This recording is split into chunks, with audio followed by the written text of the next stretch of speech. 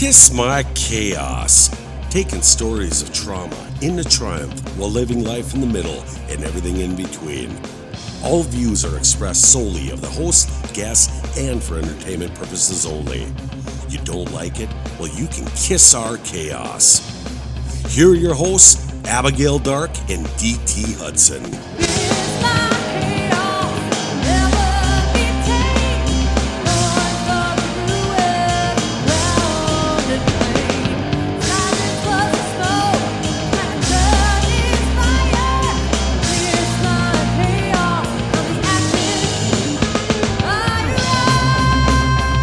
It's the Kiss My Chaos podcast, and we're very, very, very lucky today because we're sitting with royalty. Oh, look at you. Somebody's wearing a literal crown. Where'd you get that? Well, I'm glad you finally acknowledge it. I know, I did. My husband doesn't think I'm a queen. At least my podcast partner does. Not getting involved in that. Don't put me in the middle of that at all. Don't want to be part of it. I love you, Andy. I do too, Andy. Nice new guitar, Andy. Oh, what? No, I'm just kidding. Better not have a new guitar. This crown is going to go somewhere else. Oh, and it's a big crown. It is a big crown. It's going to go in the other crown. You told me it was indestructible, so I didn't say indestructible. I said if you drove over it with a car, it'll probably break, but you're not going to break it because the wind's blowing. So. Well, that's true. I'm a 3D printer, so I 3D printed her a crown and a skull and a crown for the skull. And yeah, I've been a little loco with the 3D printing lately. Keeps me out of trouble. We have a very special, quiet guest in the corner, like a little mouse, a little badger, perhaps. And she said, I'm going to put my phone on silent. I'm not going to chime in too much because it'll echo. Oh, she's biting her nails over there. Yep, there she goes. There she is. Couldn't hold off. I tell you what, last week I will speak for myself, have received numerous comments on our last podcast. It was clearly very impactful for many people because they've been reaching out, and it was really eye-opening. And what we wanted to do was make it as raw as possible and protect the sanctity of individuals and their success and their recovery. And hopefully we did that. And I appreciate everybody that has reached out and asked really valid questions, wanting to ask more questions. And I encourage people to, put something in a DM, put something in the comments on our Facebook page or any other social media platform. And I can guarantee you, any one of our guests would be happy to answer those questions, specifically with last week. But sitting through this for several months, we think about addiction, we think about recovery, but sometimes we forget everybody involved. And this, again, is another courageous thing that I don't know if I'd be able to do. How about we take the father who walked this journey and stood beside a son to get them where they're at now? It's not only the definition to me of love, it's the definition of respect, it's the definition of resilience. There are so many parents out there that wonder, what would I do if it was my kid? Or if you are maybe even in that situation right now where you feel like your kid is just too far gone. They don't listen to you. You don't know what else to do. They're so addicted, or maybe you don't even know where they're at. Or, maybe it's something as simple as cigarettes or, marijuana, where it leads to. So the last one, we talked to him a lot about, what influenced him into getting into the drugs and into getting into it more. Could the parents have done something differently? I wanted to take that perspective, especially since I knew we had our guest today, because it is nice to see the perspective from child to father, to see the differences in how they viewed the addiction. So with that being said, we have the father of our last week's guest to get a parent's perspective on what was going on. There's always two sides to every story. There's two sides to a sword, and both can be very deadly and cut both ways, but they can also heal. And that's what this is about, is healing and a journey that ultimately they walk together, and both have found success and hopefully a little bit of peace. So welcome Welcome. Thanks for having me. Absolutely. And we, what we do is the title of our last podcast was Addiction is Faceless. This is also faceless. It doesn't matter who the individual is. This is the story and this is the journey. And we're going to put our feet in somebody else's boots for a little while. So thank you for coming here. It takes incredible, I said it last week, I like to say it, incredible balls. We're dealing with guys. I can say balls. It takes incredible balls to do it because, what's the goal of this? To raise awareness and to help people understand where people go through or what they go through. Okay. It's kind of, for me, this is, you said there's two sides to every story. Yeah. I think there's three sides. There's the one side, the other side, and then the truth. And I hope I can get as close to the truth on this as I can, but I'm sure I have my own bias in this in places. That's all right. That's what we do here. It's to get your truth, right? And one of the interesting, I'm going to laugh a little bit because I have to ask you, have you listened to last week's podcast? I listened to it, yes. Okay. Well, you weren't supposed to. No, I'm no, it's all right. I was not gonna. I was really gonna try not to listen to it, but I had heard part of it when we were doing some other things, and sure. I wanted to hear the full thing because the way he told the story was really impressive to me. So okay, great. Well, let's start with that. What we started with him was, and it's hard. It's like where it began. At what point, as a parent, did you start realizing, hey, this isn't something that I experienced growing up, or maybe I did experience it, but maybe not directly. Maybe I saw it in somebody else. Was there a specific point, or was it something gradual that eased? I want to say that I would be a great parent and that I could see everything. And I will tell you, it didn't hit me. I believed my son was innocent and was doing the right thing, and it was going to all work out throughout almost all of it. And it wasn't until he actually moved away and lived somewhere else, and I was sitting in a men's group, and somebody came up to me that happened to be with law enforcement and asked me how my son was doing. And it's got to be a little weird. When he used his name, I knew he didn't know him. Like, I've never talked about him with this group directly. And he goes, "No, we've had your house on our radar for quite a while." And that started to open my eyes to, wait a minute, there's a lot more going on here than what I want to believe. And I'll have to say, I was so oblivious at that point that I didn't know what the black stains on the tops of the dressers were, or in the bathroom that I couldn't get off the sink. What were they? Heroin. Okay. Black tar heroin. And I wish I could say that I wasn't that oblivious, but I grew up in a time in a place that was very secure. How should I say this? He told a story about generational curses, and I pray to God that this generational curse can end with him. Because as much as I want to say that it's not passed down, a lot of this stuff is passed down. And it's not due to the fault of the parent. The parents are doing the best they can with what they have.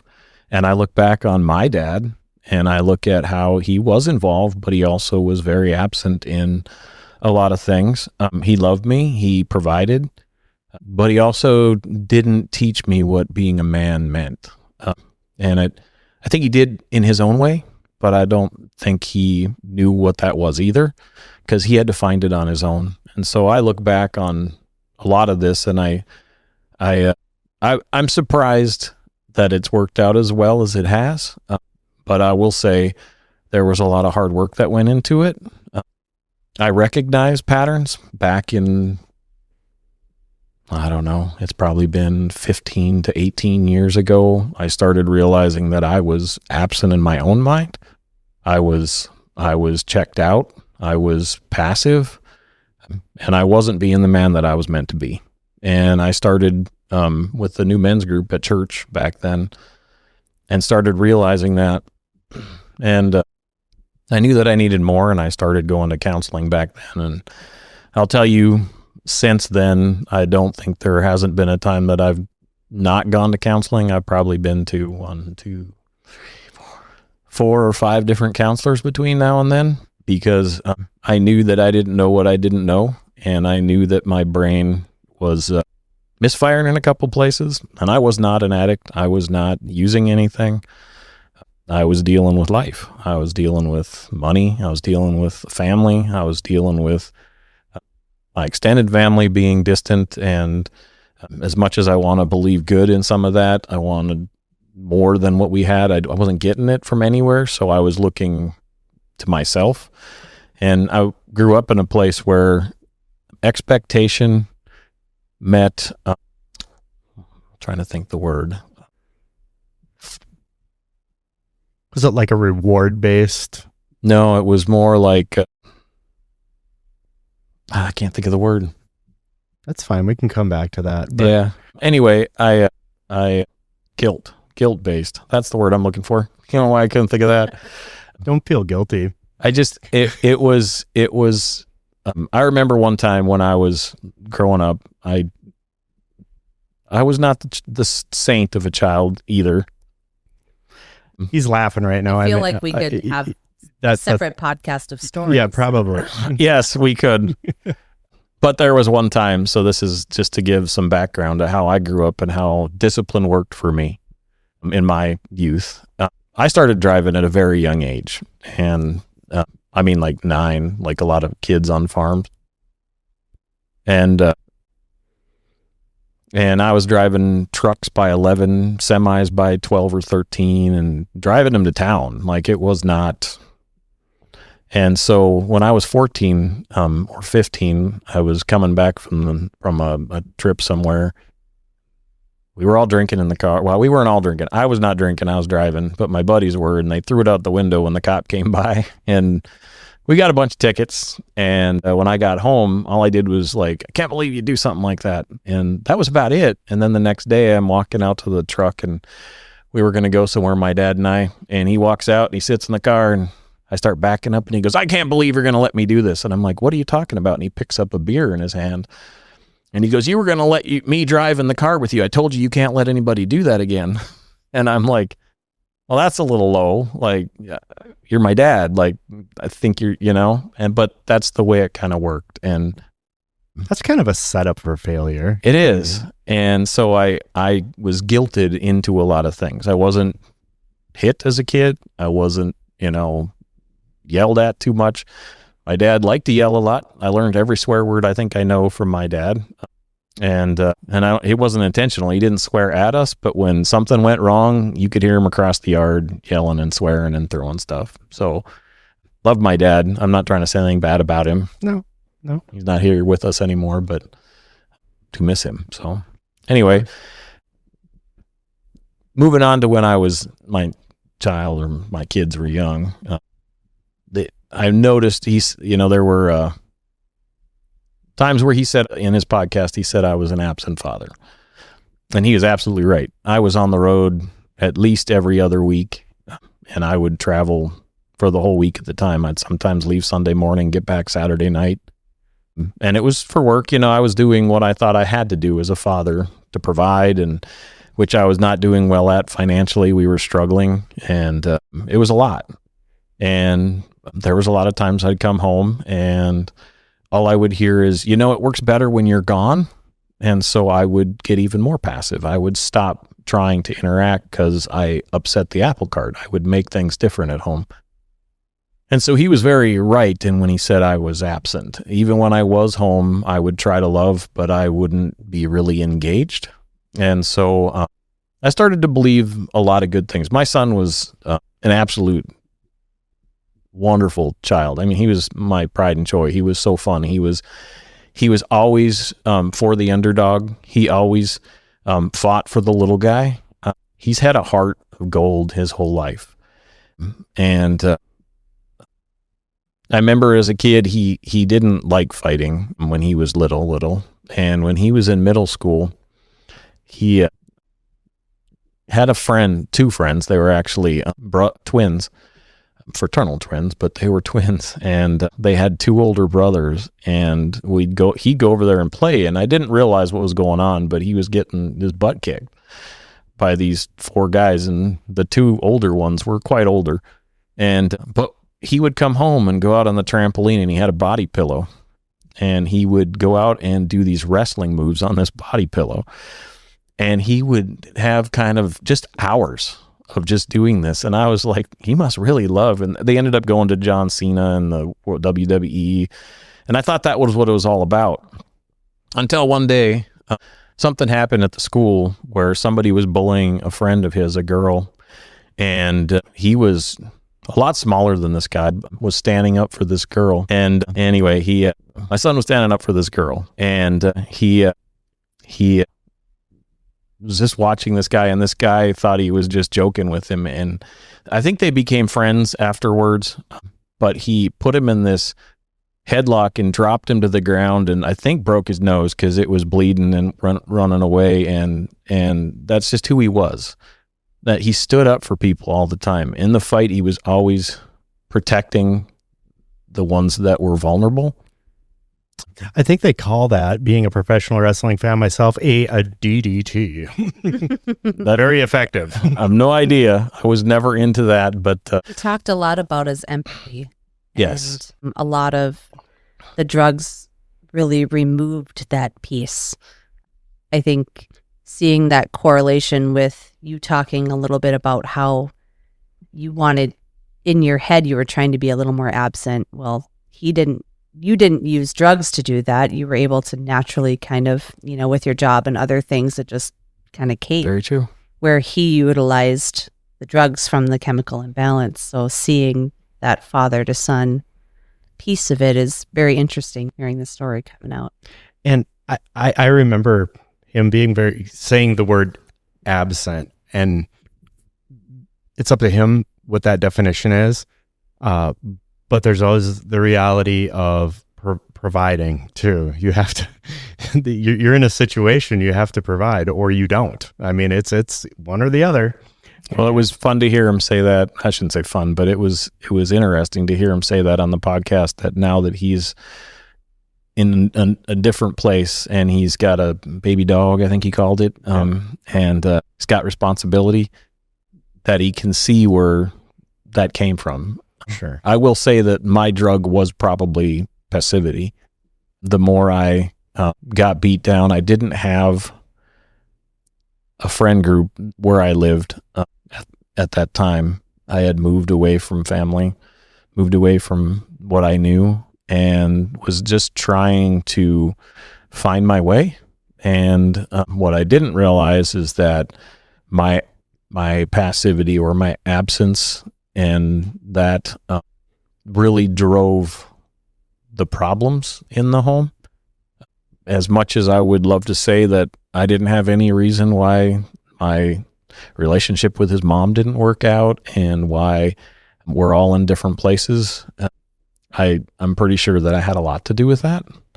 And it wasn't because I didn't try, but it was because I wasn't active in it. I kind of let it happen without directing it, not being the leader of the home like I should have been, as I walked in my faith and seen what God's plan is for a family. I was definitely not that plan. I was definitely something different. And Important to say, though, that it's not your fault. And to say, and It's you not. may view it as being your fault, but I think anybody that has been an addict or knows an addict knows that the way that they viewed the world of the time that it was happening, there might not have been anything that you could have done differently that might have changed the outcome of what was happening. Whether you were a strict father, there are strict fathers with addicts for children. There are perfect fathers that have addicts for children. So to say that this was the catalyst, we're not saying that on this podcast. We're saying that this is the situation that you had and how your son viewed his household of you being absent. right. You weren't in the home all week, you were working, but you weren't an absent father. You loved your son. Absolutely, I loved my son, and I wasn't saying that I wasn't trying to love my son. Right.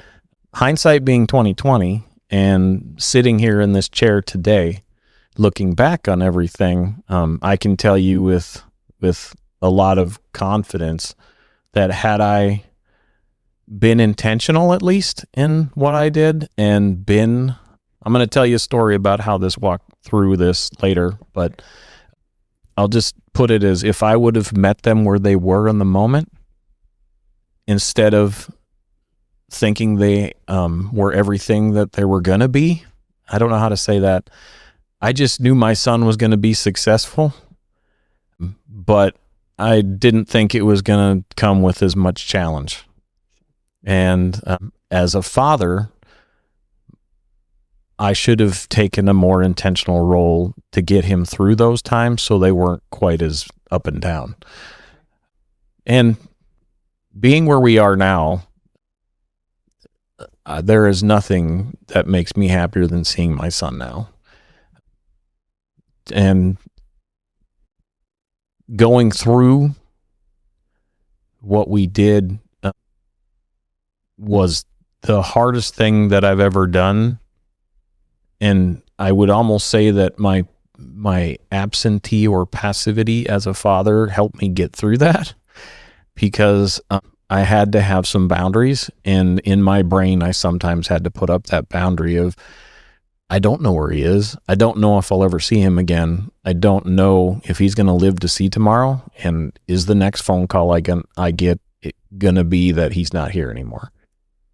And there's a lot of things that I had to do to get through that and still maintain a life and keep living, doing work, doing life. And it was not as easy as I sometimes say it is. I think I've had conversations with people, and they said, I don't know how you did it. And sometimes I don't either, but I also look back and I'm like, no, I kind of do know, because he's my son.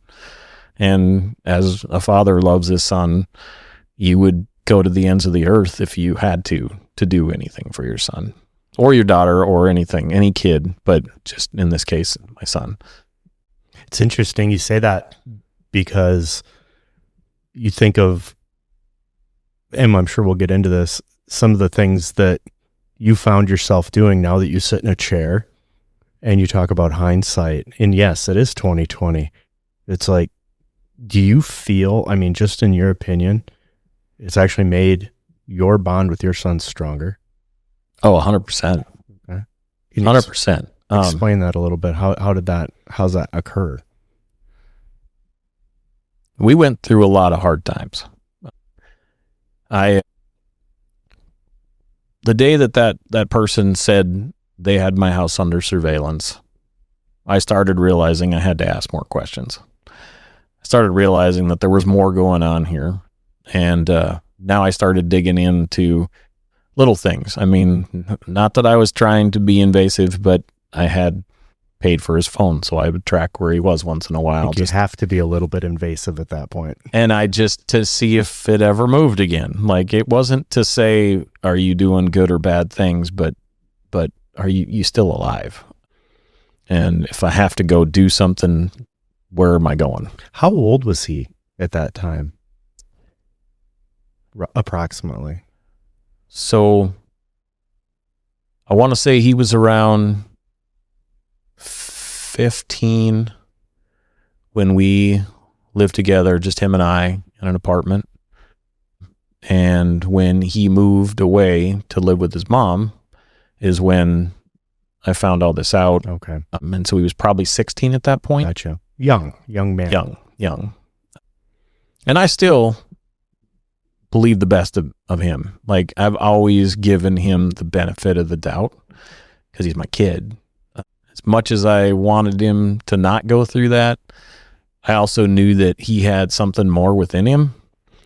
And it wasn't ever that I wanted to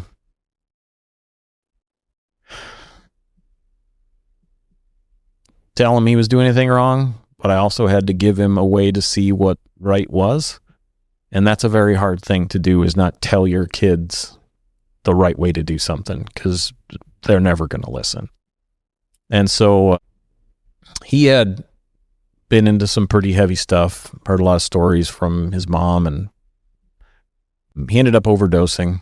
The first time that I knew of, ended up in a hospital and ended up going to treatment. And I remember talking to the intake people, because they needed money, of course. There's a lot of money that goes on to the treatment side of things in a lot of these facilities. And there were some comments made that made me understand that people believed that the parents were the reason. And in a lot of cases, that's true. And in a lot of cases, there are choices made on both sides. But it made me think how much of this was me, and how much do I need to talk about this in my own mind, not in anybody else's. But as I was working through all the counseling that I've been through, it wasn't to fix me, but it was to help me understand maybe the rights and wrongs of what I should be thinking, and what was good and what was not so good in my life, and finding out the traumas that happened. There were things that happened to me in a young age that I had to grow up really fast. When I was about 14 or 15, my parents got injured and were in the hospital for 7 weeks. And I ended up living at home alone with my sisters. And I was barely old enough to drive. I mean, I had my license I got it at 14 and 3 months.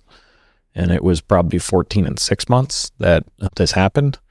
And so I was buying groceries, cooking dinners. I mean, we did have a lot of food coming over. Don't get me wrong. People brought stuff over. But it was a very big time of growth. Like, it was about the same time that I started working on my own and running my own business, which is farming. I kind of grew up way too fast and wasn't ready for it. But I thought it was expected. And so I kind of thought the same thing, I think, and I think it, like we talked generational things, that's the way I envisioned things for him too. And he was about the right age now. I think it's time for him to grow up. And I don't think I was intentionally thinking that, but I look back on it and I think, that's the way it was. I guess it's about time. And I didn't know, but having gone to counseling and been sitting in that for so long, and talking about it and learning what I didn't understand, when he went to treatment and then things went south out of that treatment, and he ended up out doing things that were even more involved than he was before, Are those things like the things to support the habit post-treatment? Yeah, all the things he talked about. Okay. I don't want to talk about it because It's his story. Yep. I ended up in another state, and I had to meet him where he was. I knew that as a father, I couldn't enable him. I did help him as much as I could.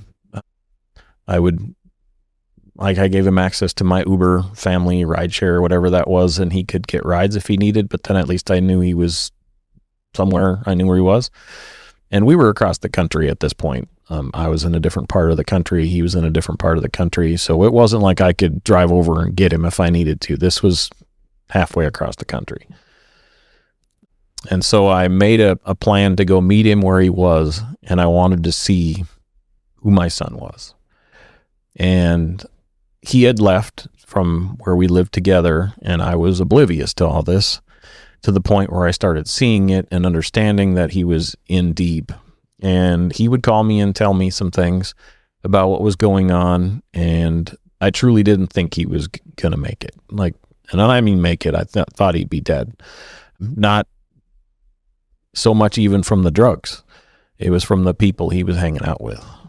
And I knew that if I really wanted to be a father to him, I had to meet him where he was, and see who he was. I know it sounds a little strange maybe, but my faith took me to a place where God says, come as you are. You don't need to be fixed to meet me. And I wanted him to see God in that way. I remember about 10, 15 years ago, I had recommitted my life to Christ, and I was baptized in a church with my men's group and my buddies. And it was a fairly good-sized church, and it was a pretty great experience. But the day that happened is kind of a background that I feel like might have been part of the protection had on him in all the things he went through. The day that I was baptized, I told him I was going up there, and he was probably all of 11 or 12, maybe, give or take. And he goes, "Dad, I want to do that." I said, "You want to get baptized?" And he said, "Yeah." I said, "Well, you can come up if you want." And he did, and he went and got baptized that day. And I'll tell you, I don't know, but I think God had his hand on him through a lot of circumstances. The story he told about the warehouse and there was no reason he lived that day. So I believe there was a much bigger influence in this than anybody else could talk about. We were talking about your son getting baptized, and that's a pretty impressive thing, and that's a very profound thing in a person's spiritual journey. Absolutely. And I think I was just thinking about, as he was telling that part of the story, that I have a son, and at what point in your son's addiction, when he was talking about, he's like, "Yeah, I just left because I didn't want to, hurt the people that I love. I didn't want to see them get hurt." So in his head, that's how he justifies it. But as a parent, I think a lot of us parents are probably thinking it like, why would you let him leave?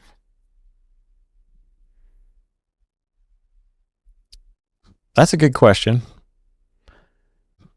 I think there were times I've had conversations with him. So let me tell you a different story of where I was going, and then maybe we can answer that question. So we talked about the baptism, but when I was talking about being a father and meeting him where he was at, and it's kind of how you talk about finding your faith. You get met where you're at. You don't have to get clean to be loved by your father, right? Right. And that's what I finally realized, was that I had to meet him where he was and know who my son was. He's not what I imagined he was. He is who he is. And I flew to another place, and I met him there, him and his other old significant other. And from the moment I saw and met her, I was trying to talk him out of being around her. She was very bad for him. But he saved her in a way, like literally probably saved her life. And he had made a commitment, and knowing me and knowing him, where he comes from, I understood when you make a commitment, you follow through on that. And he did. But I will say, when I went out to see him, it was not easy. When we first started, I will say I had to set some boundaries, and I had to make them simple, because if you don't know about addiction, people,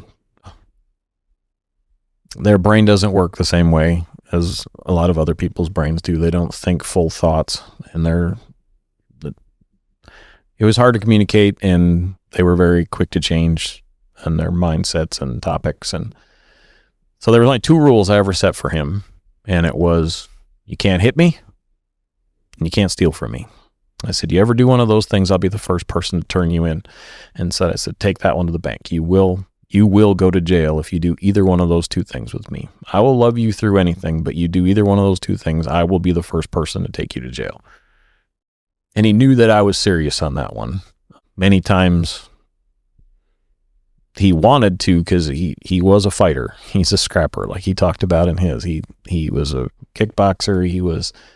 He liked those things, and he took it to that place very frequently. But he never did with me. So anyway, I met him where he was, watched him do things. I mean, I went to the store with him and asked him what he wanted, and I was going to buy him stuff, and he let me buy him a couple things, and then we get out to the car, and he takes all the shit out of his pockets that he had stolen while he was in there. And I'm like, dude. It's a mindset. It's a Yeah, mindset. that's when I knew I was dealing with something. And I knew I was way over my head. And I couldn't fix it with a couple of words. And so I walked with him for 10 days. Was staying in hotel rooms, and because I wanted to know, I stayed in the same hotel rooms with him and his girlfriend. I've never witnessed drug use till then. There was other things that went on in that room that I never wanted to be a part of or hear, but I truly met my son where he was and learned what he was going through. And had I tried to correct him, I think he would have ran. And all I wanted to do was walk with him. Sure. And just say, well, that's probably not what I would do, is the way I went about it. The short version. You had to have conversations in a different way. And I thought I got through to him. That's what I meant. And thought he was going to come with me home. And absolutely said he was. And I was sitting at the airport flying home that day and texted him, and he said, I'm not going to make it. And so I hadn't bought a ticket or anything, but kind of deflated me a little bit because I was hoping I got through to him. And I knew that. And then after conversations now in the future, he goes, Dad, I never planned on leaving. He goes, I was just an addict telling you what you wanted to hear. Let me get this absolutely 100% clear and straight. You have a father whose son is an addict. He takes the time to meet him where he's at. Literally meet him where he's at and walk in his shoes for 10 days or so. That is astounding to me. And you seem like a humble guy. You probably don't understand how incredible that is to be able to do that, to try and understand what's happening and potentially so you can fix it or help fix it or be part of it. You're a father that went wherever to go a place you probably don't want to go and have no idea. That's very courageous. And that to me is a true father's love for a son. Does that make sense? Yeah. Wow. To get back to your question though, about why he changes the subject right away. No, go ahead. I'm sorry. I don't want this to be about me. Mm-mm. You asked how he could leave and why I didn't ask him to stay. I put myself in that situation where he was at that point. In those 10 days I was there. Okay, I'll take that back. I was with him for 10 days. Not all 10 of those days were in the same place. We went to another city or two and kind of got away from where he was at. I had some friends that I wanted to go visit and try to show what having friends that were really true friends are.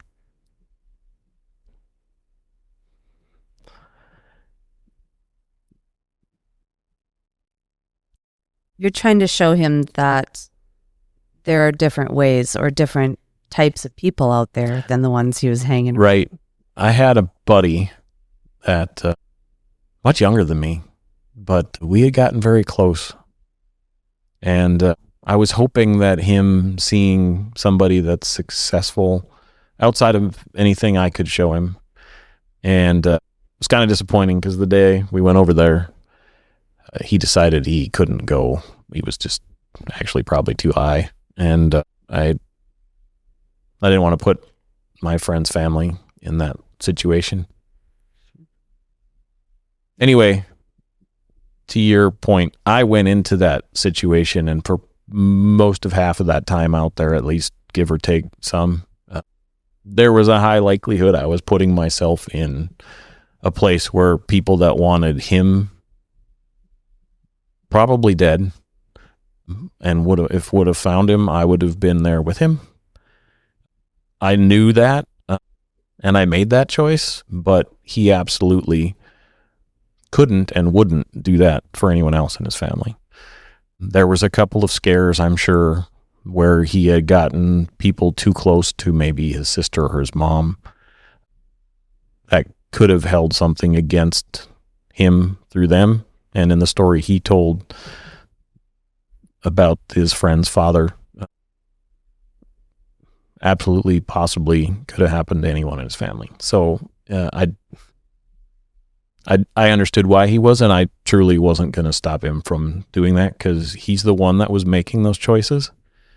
As much as you want to save your kids, like I said, there was only 2 rules I had for him, and that was it. And had he broken those rules, he would have severed ties with me until he was done and ready to accept at least those 2 rules. He did mention throughout all of this, there were many contracts him and I had. I probably still have them in writing in some folder somewhere. And the counselor thought I was crazy at one of his drug facilities, his addiction facilities, for writing this. And I made that counselor sign it with him. And there was money outlined. There was all sorts of stuff. He's never fulfilled those contracts, and I'm not holding him to it. So, but it was something to make him sign on the dotted line to say Dad loves him and he wants him to make good choices. But it was never there to say you owe me something. Accountability. Yeah. And so I don't want anybody taking away from this that I encourage people writing contracts with your kids. That's not what I'm saying. It had gotten to that point for you. Well, and that was long after the story I was talking about. Right. After that, I left, came back here probably 2 months later. He ended up in jail. And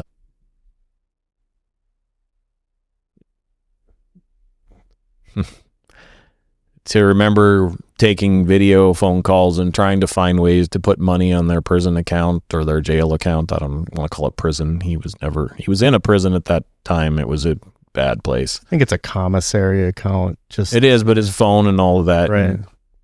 It was very hard to do that. But all I wanted was connection with him. It wasn't about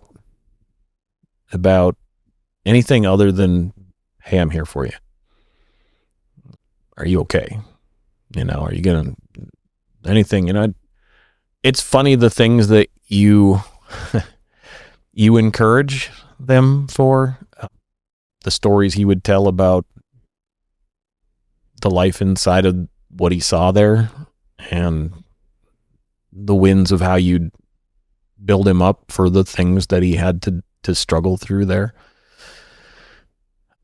You find, I don't know, you probably heard that, but when they say that your wife should compliment you as a husband, even if you have your shirt unbuttoned or buttoned wrong, that, hey, you got it buttoned, to kind of build you up a little bit. It was kind of that life that I was trying to say, hey, you did a couple things right here, and it was hard because you want to say all the things that you're screwing up on, that you're not making good choices. And he knows those things. He knows exactly where he's at.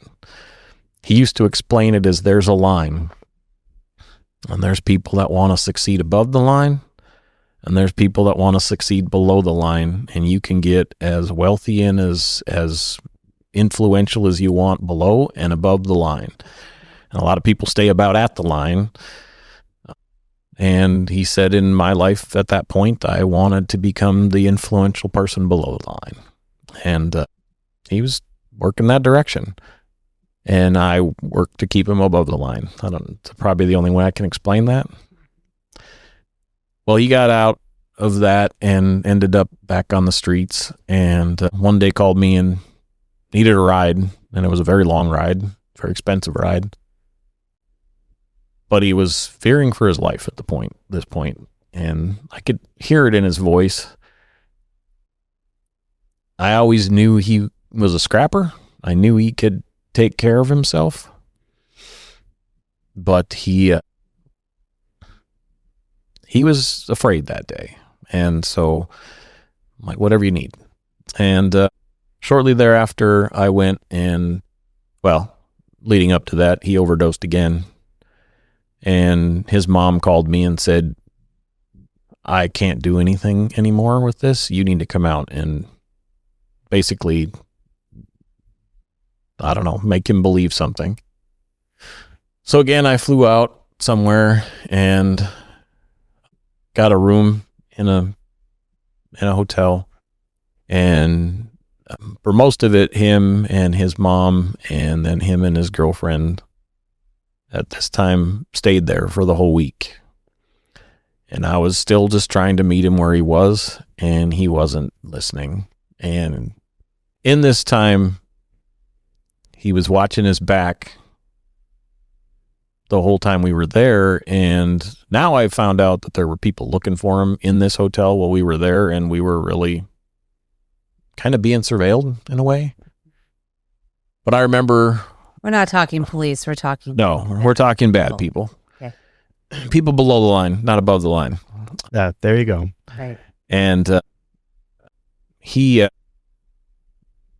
close to the end of the time I was going to stay, I wasn't going to stay for more than a week. And I was probably a day and a half before I left. And something weird happened. I don't want to tell the story, but he went off on me over something really small. And I don't know whether it was addiction that caused that, or something in his mind, or him not wanting to deal with what we had been talking about. But we were sitting at dinner, and he went off and ran upstairs and was packing up his stuff to go back on the streets. And I walked in the room, and I pretty much blew up on him. I'm like, I'm done with this. If you want to die, you can die. But I said, you're hurting everyone else around you.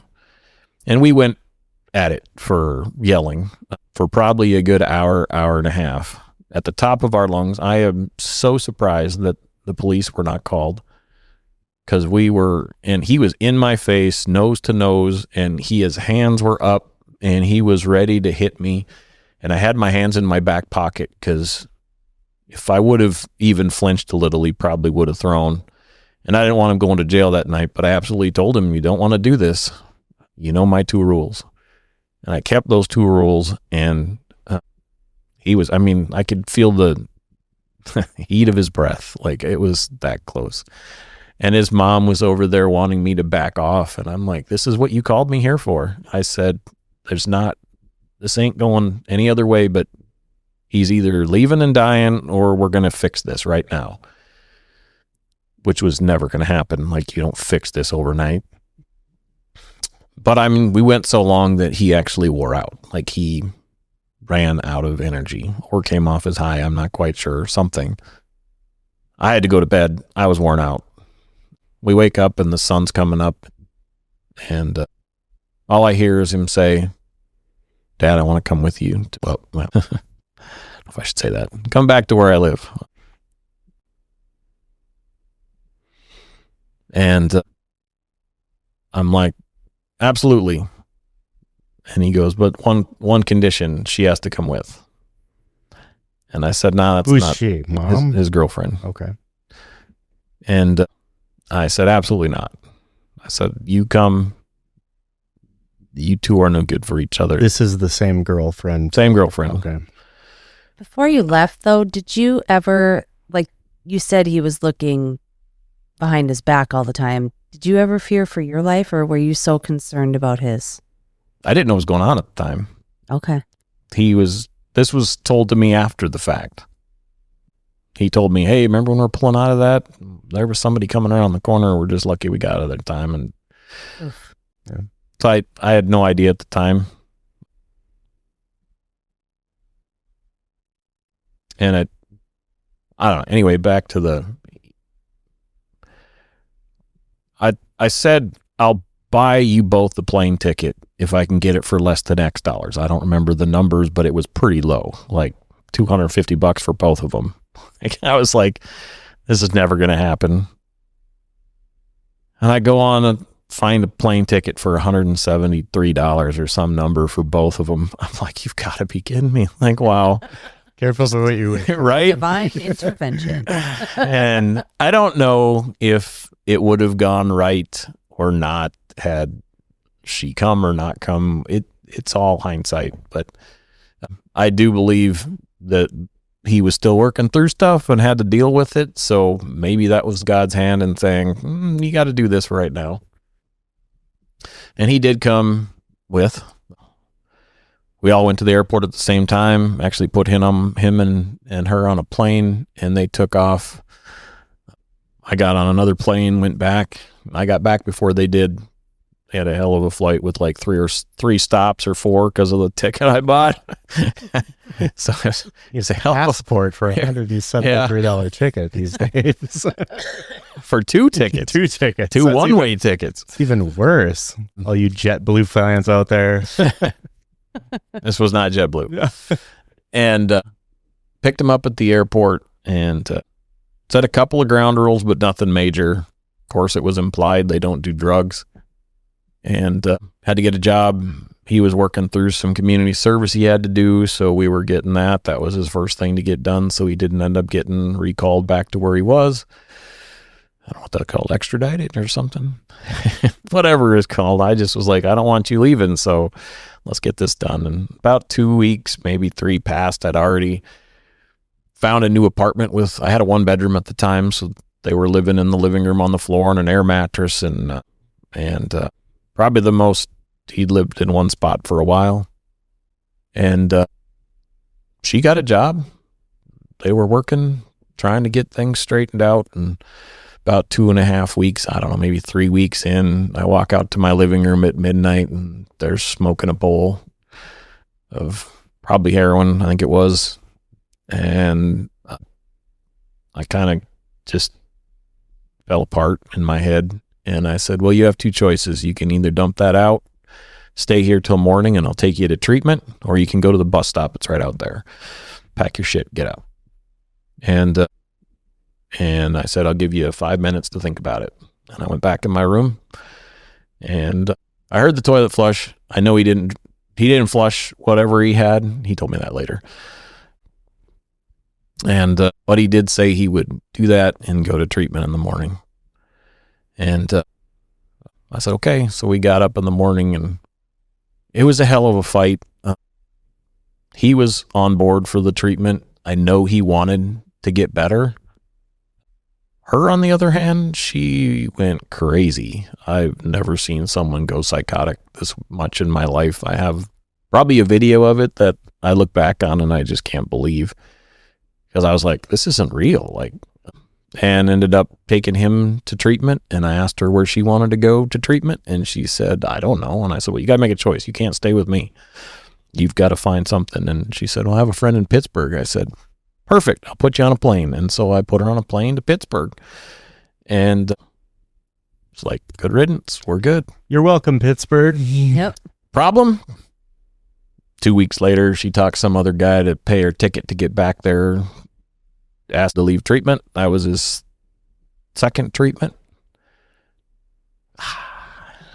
That was my son's second treatment. And it was, he talked about it in his podcast about money. As far as the treatment facility. The treatment. He's pretty specific. They didn't have any room right away. No, this one they did. Oh, this one. This one was before that. This one was very nice facility. I would call it more like a country club than I would have a facility of treatment. I think it was where very wealthy people send their problems, is what I would call it. Yeah, and we don't need to name it. I think we have. No. I'm not going to, but it was that kind of facility, and I don't have that kind of money.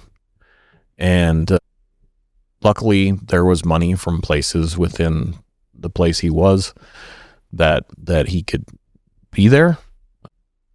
but it was only for a couple weeks. And I remember the day that I drove special back down there to see him.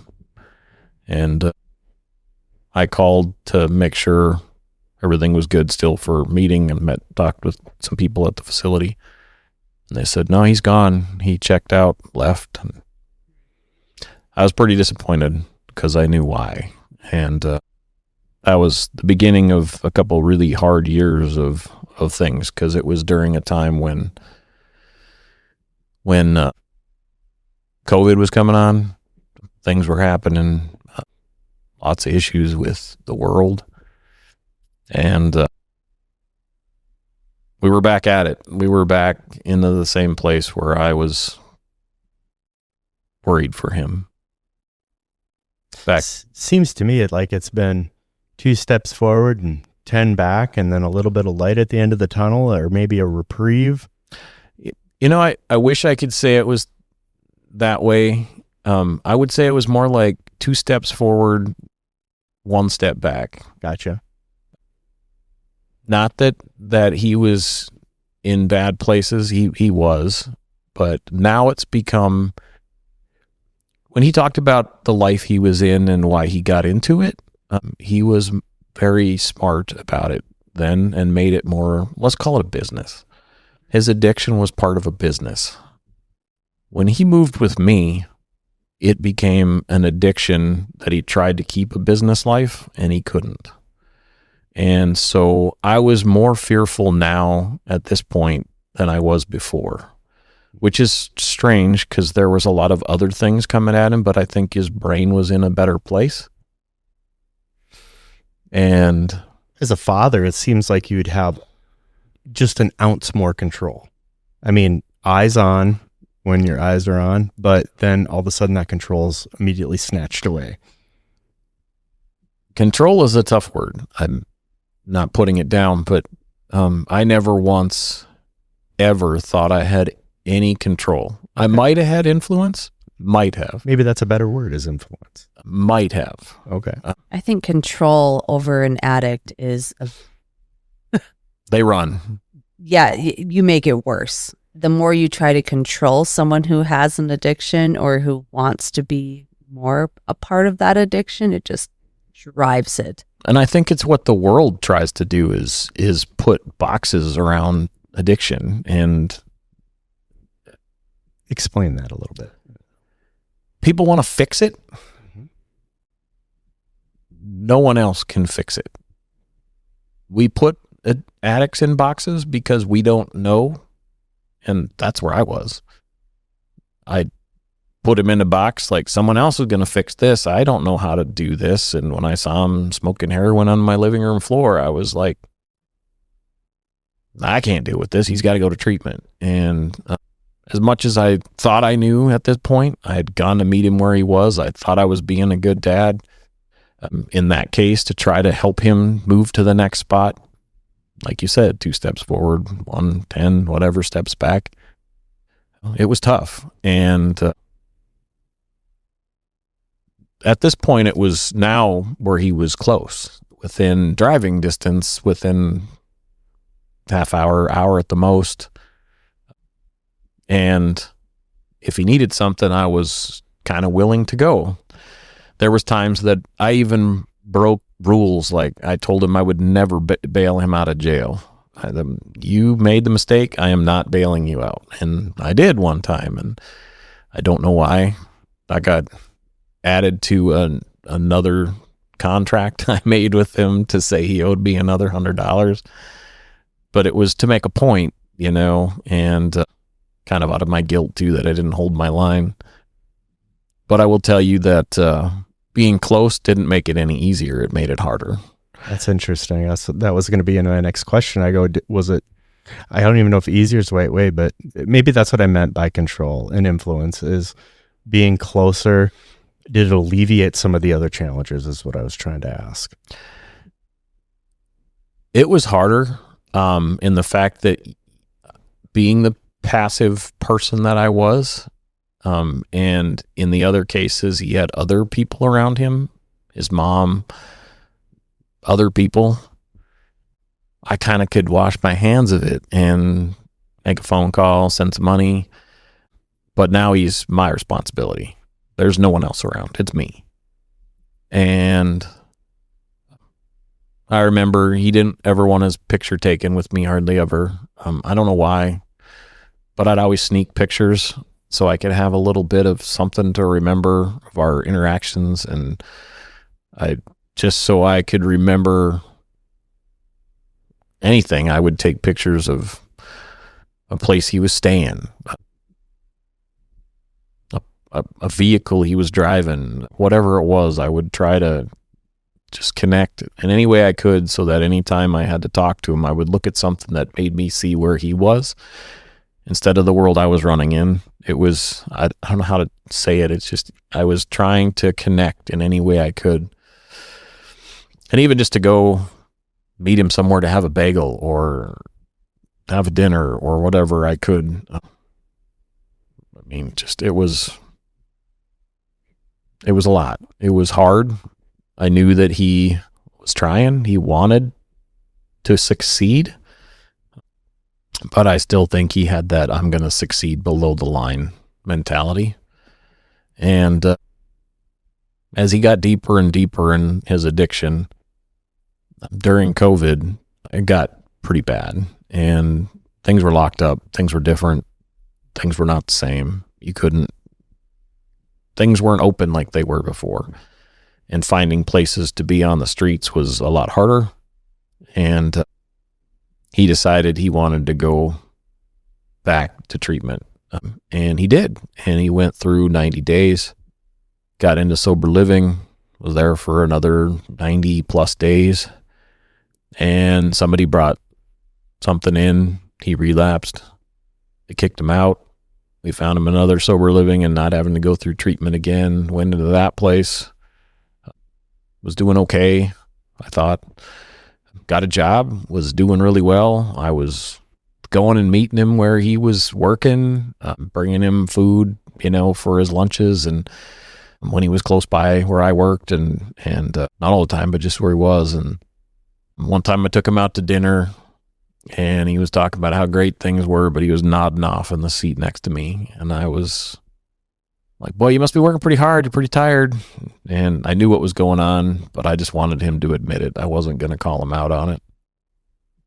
And he ended up getting in trouble, getting fired, losing his sober living house, sitting in my house. And one day he's sitting there and he's kind of despondent in this room.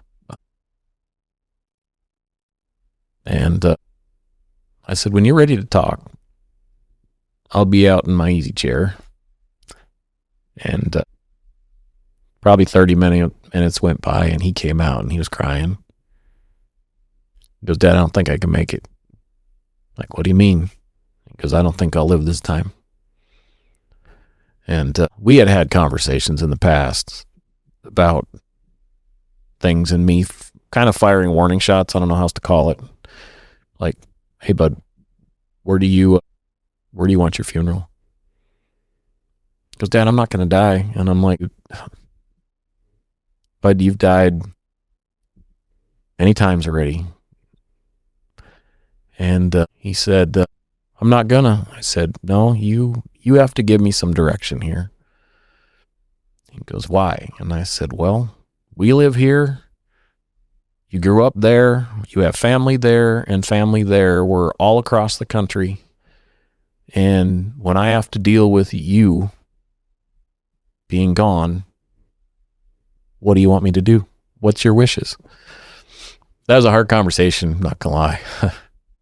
That is a hard conversation. You're getting to a point, to me, and you can correct me if I'm wrong, where you're almost trying to communicate to him. It's like, look, if you continue down this path, it's terminal, and we need to protect those around you, and we need to know your wishes, because that's ultimately what's going to happen. And that is a father talking to a son to try and protect the other people as well.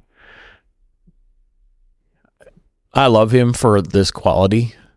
He's invincible. He will walk through fire. He is just that kind of guy. And I mean, I went to his arraignment one time, and I watched him up there, and when he got out, I said, let's go have some lunch. I'd love to have this talk with you. And he goes, Dad, I got out of jail or out of the hospital after overdosing. I had to ride a bike all the way across town, which was tens of miles, not just a couple of feet. And my phone was dead, so I went into a gas station to steal a charger. I got chased by a cop, and if I hadn't have died the night before, I would have beat him. I was like, do you hear yourself? Like, Wow. do you hear what you're saying? And that's where that's what I meant by this invincible attitude. That's where he was. So connecting even on the conversations about death didn't feel real to him. I don't think. I don't know. I wasn't him, but at that point when he was crying, I think he was vulnerable. He knew it. And he knew that this time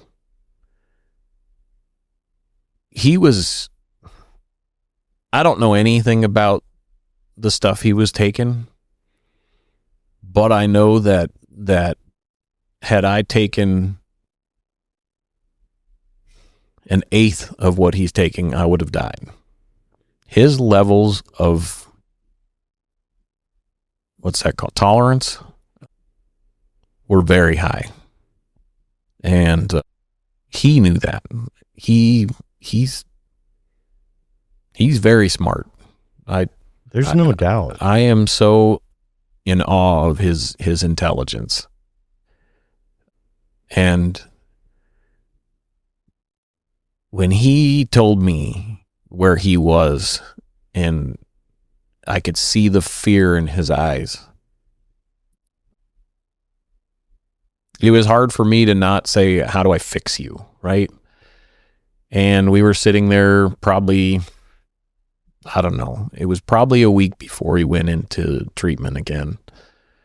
And all I could do was say, what's your plan? If you want to change, what's your plan? And I remember having these conversations with him, and his girlfriend was still around at the time, his old girlfriend. And I will tell you, that was the only reason he questioned whether or not he would go into treatment, was her.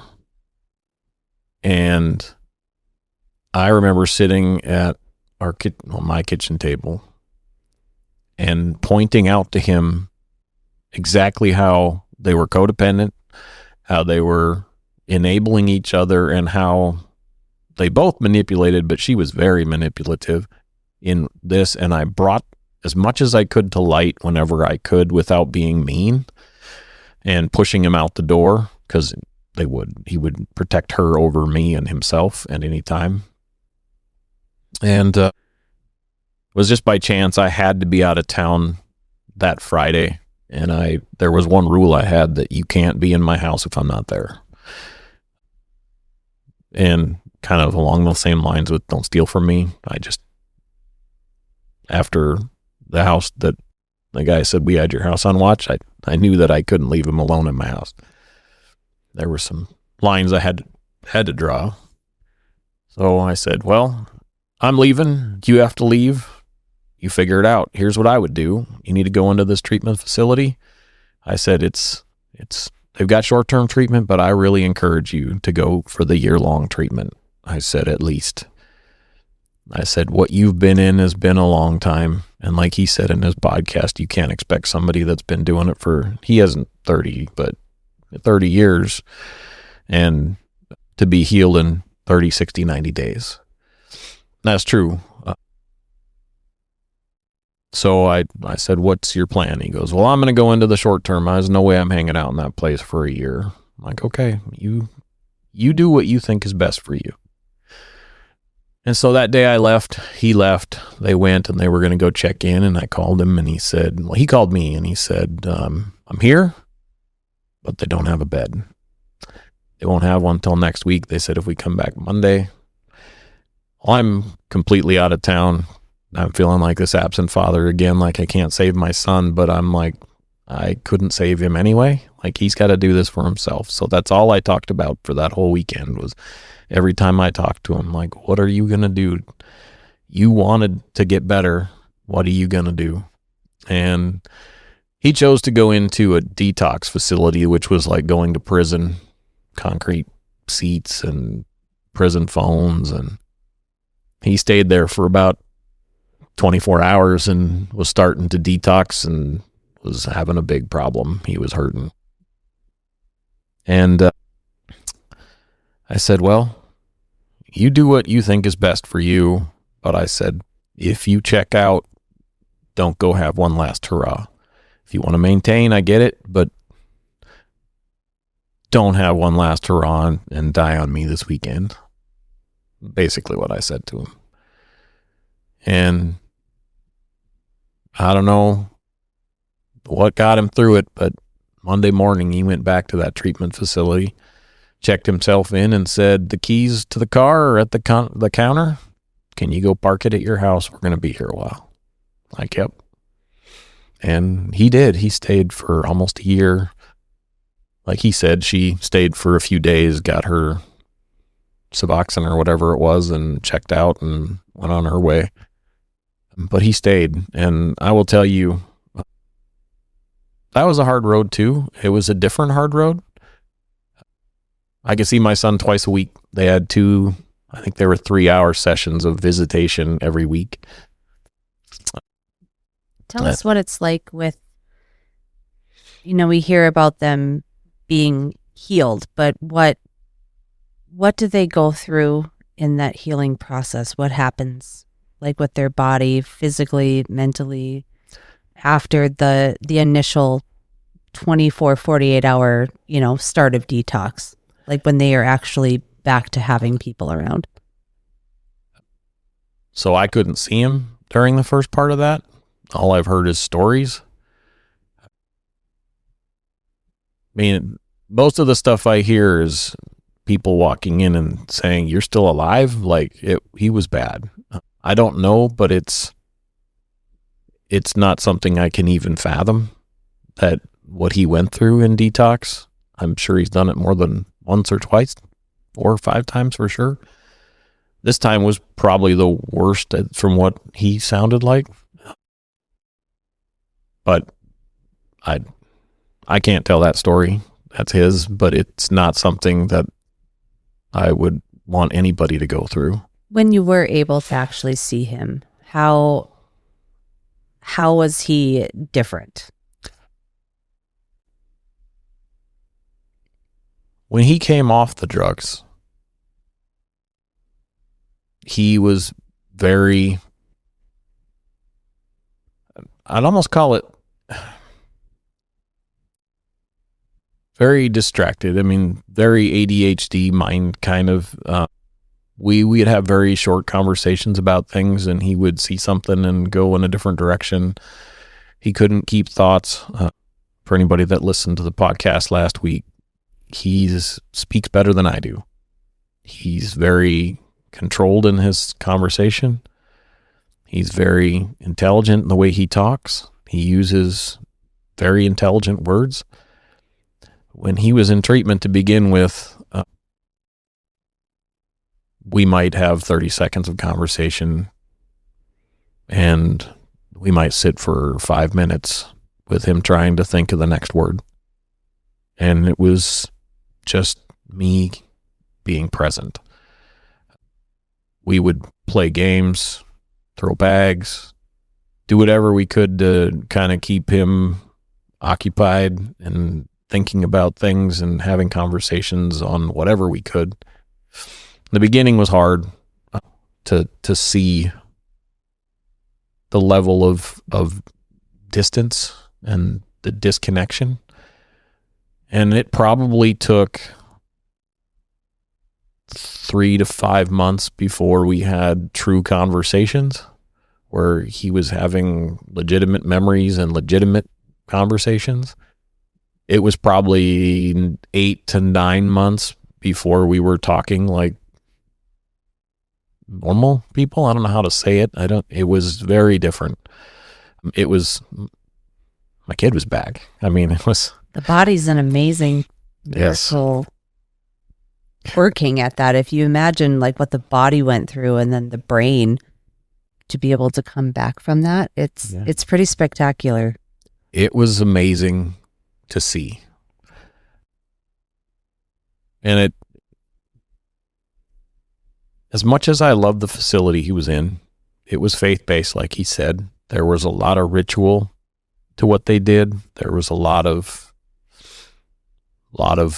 choir. It was, which I think was very helpful. If anybody's ever gone through EMDR therapy, where you connect the left and right brains of your brain, the left and right sides of your brain, connect the emotional with the logical and the physical, I think that plays a big part in how you heal. And prayer, Bible study, understanding things bigger than yourself is huge. If all you think is bigger than you is the government, it's a sad existence. And I think he found something bigger than himself, which I think he's always known. He just found something that he could grow in, and he started working out, becoming physically fit. And it was interesting to see him the first 6 months because he gained a lot of weight, and he was kind of happy about his dad bod for a little bit. It's pretty funny. Showing those pictures, he laughs at it now. But then he got really fit, and the transformation was amazing. Just to see him from the scrawny little, you see pictures of people on meth. He was skinny and just hard to look at. And he was now in a place where he was healthy, was muscular and full, One of the questions I asked him was about identity. And he goes, not only get my body back, I got my identity back. And I think that's a huge thing. I have a tough one for you, though. Yeah, I'm getting a dirty look from you. It's like, how did you get your identity back throughout all this? Or is it a work in progress? Oh, it's definitely a work in progress. My faith has played the biggest role in my identity because, as you talked about, generational curses, looking to earthly direction. Everybody's got their own bias. Everybody's got their own beliefs. Everybody's got their own ways they think you should live your life. And if there was anything I tried to do, it was not tell him how to live his life, but show him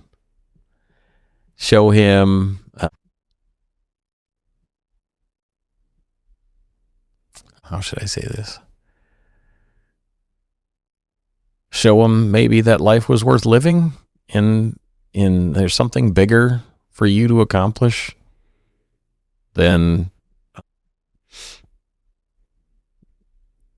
just succeeding in some way. Like, I thought that's what life was about when I was raising my kids. It was being successful, making enough money to get by, and I didn't do a good job at it. We weren't successful. We had just barely enough to get by in the world we live in, which is more than most. And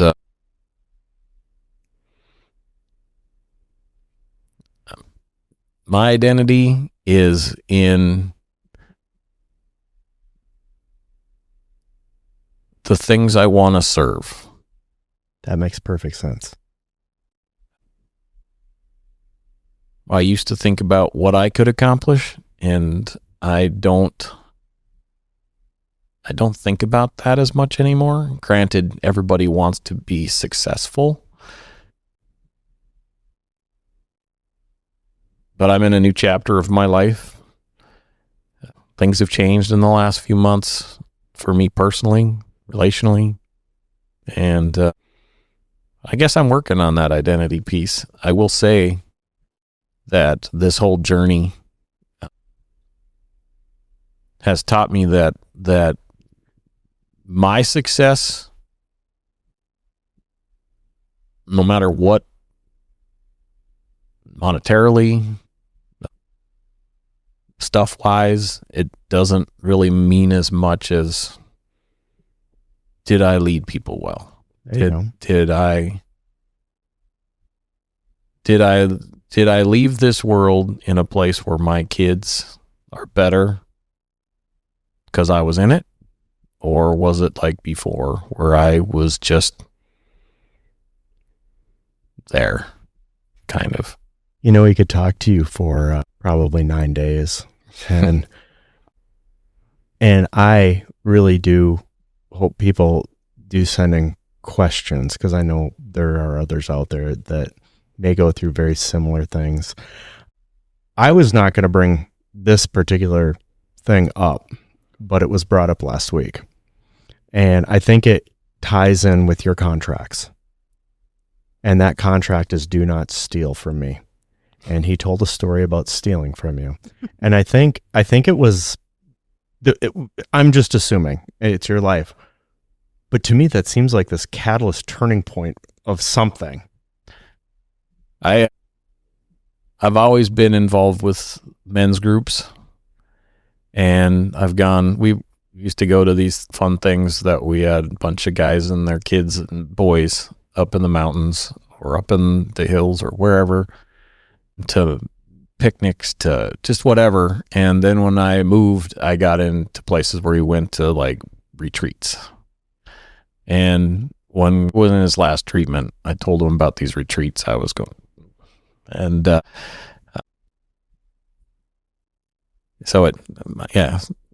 he was in treatment, I told him about retreats, and he always made fun of me like I was going to some bunch of guys getting together, sounding pretty weird to him. Like, yeah. And so when he finally got out of treatment, there was one that came up, and I asked him if he wanted to go. And he kind of was apprehensive, but he said, yeah. I said, well, you can't stay by yourself. I want you to go with me. So we went to this, and he got into these groups by himself. I wasn't in them. And they said, you have to come clean on something. And I'm sitting on the end of this dock and having a good time just in the sun, calm, water, relaxing. And he comes walking out like a sheep with his tail between his legs and just nervous and shaking. And I was like, what's going on, dude? And he goes, Dad, you know those 2 rules you had? I'm like, yeah. He goes, I broke one of them. And he was just about crying. And I said, well, seeing as you haven't hit me, let's narrow it down. I said, I'm pretty sure you took something from me. And he goes, yeah. And I said, well, the fact that I haven't seen it missing, I said, it probably didn't mean that much to me. So I said, what'd you take? And he goes, Dad, I pawned your wedding ring. And I tried not to laugh, but I'm going to laugh a little bit. I'm sorry. I said, dude, how much did you get for it? Legitimate question. And he said, probably $80, Dad. But I said, you're not giving me $80. He goes, that wasn't the point. And I said, it was kind of your final moment of rebellion. I said, there were some things that kind of was a catalyst to your life. And I could see where you were getting back at me on that one. I said, that one really isn't stealing from me. I said, that one is that I get. I said, much as I don't want you stealing from me, don't do it again. That one I get. And he kind of just see the weight come off of him. He'd been holding that one for a while. And I said, son, I love you. Yeah. I said, I get that one, you know. Well, out of all the things to do it, I get it too. I get it too, man. Yeah. And when he said that, I had a little offline conversation about it. I'm like, to me, that was like a divine defining moment that neither one of you had any control over, and it just happened. And man, you could write a song about that. It's good. Yeah. It's had a pretty good streak of like his sobriety. Now, do you think that the nightmare's finally over? You ever think, I know in the back of everybody's mind, they always think, oh man, relapse. What would it take to get them there? But do you think that he's healed enough mentally to where he could withstand something like that? He talked about it as being a coping mechanism. I think we all struggle with our own, you can call them addictions, whatever those are. Absolutely. Whether they're food, whether it's TV, whether it's relational problems, whether it's Porn. Yep. I was going to say that. I was getting there, drinking, whatever it is. You could have beef for that. Oh, sorry. Gonna adjust your crown on your head. Yes. So vanity. Vanity. So I don't want to say that I worry about it. I can't say that I worry because I hope he and I in any way would surround ourselves and communicate with each other when we're struggling with something. And there's been a few times that he's called me and said, Dad, I found this. What are you going to do with it? It's like, I put it away. I told somebody else to go do something and I walked away, and I'm like, that's my guy. I know there's things in my life I struggle with. I quit drinking 5 years ago almost right now because of something he was walking through, and I saw something in me I didn't like, and I haven't done it since. And it's because I know it. I don't have, I wouldn't call it addiction to that, but it's something that if I can't walk that way, can he? Should I ask him? And I challenge myself. You walk around the town I live in, and you can't go a step without finding some sort of alcohol. And it's the way we live. And having those relationships built around that is tough in today's world. Last tough question for you. Sure. Do you want to do it or should I? You're good Go at ahead. Okay. Yeah.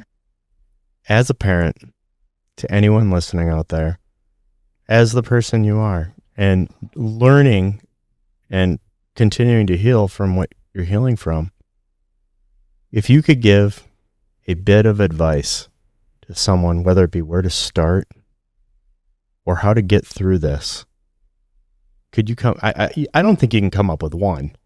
I mean, but if there's one to start, maybe a starting point, so you get a little reprieve here. No, I get the question you ask on every podcast. They only get Oh. one, Dan. Oh, sorry, but he's clearly a fan because he's heard this question before. Sure.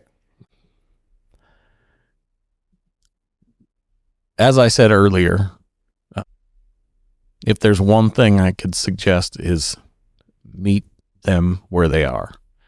Don't try to assume who they are, but I'll take that one step further and say meet yourself where you are, because that's where it all started for me, was understanding that I might have been the problem, or at least a piece of it. Whether I was the whole problem or not, I don't know. I'm going to take it as I was, so that I could say, what can I do different? And where am I right now? And where can I be later? So that's probably my biggest piece of this, was I had to be where I was and meet him where he was and make sure we understood each other. And then we walked forward and back a couple times, but we did it.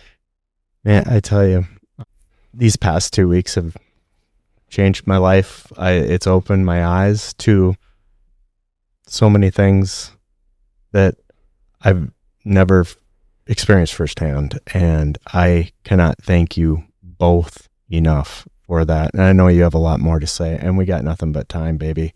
We'll do it another time, but well past Abby's bedtime.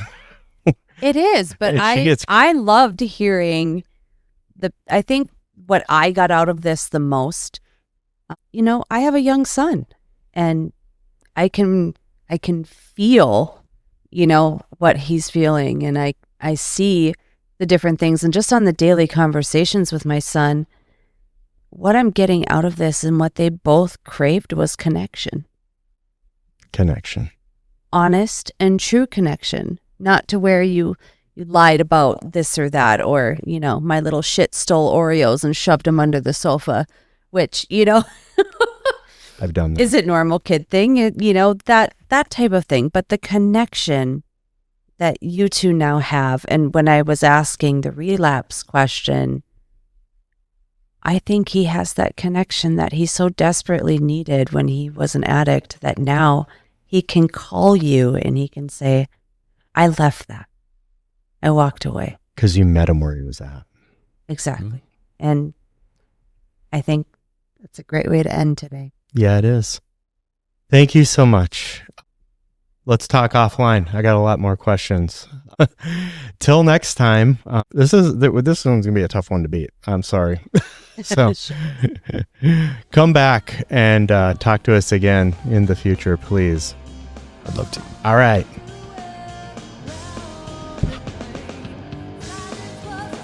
You've been listening to the Kiss My Chaos podcast. Stay tuned for our next episode, where we speak with some of the most intriguing people about their journey from trauma to triumph. If you find yourself in mental crisis, please seek professional medical help immediately.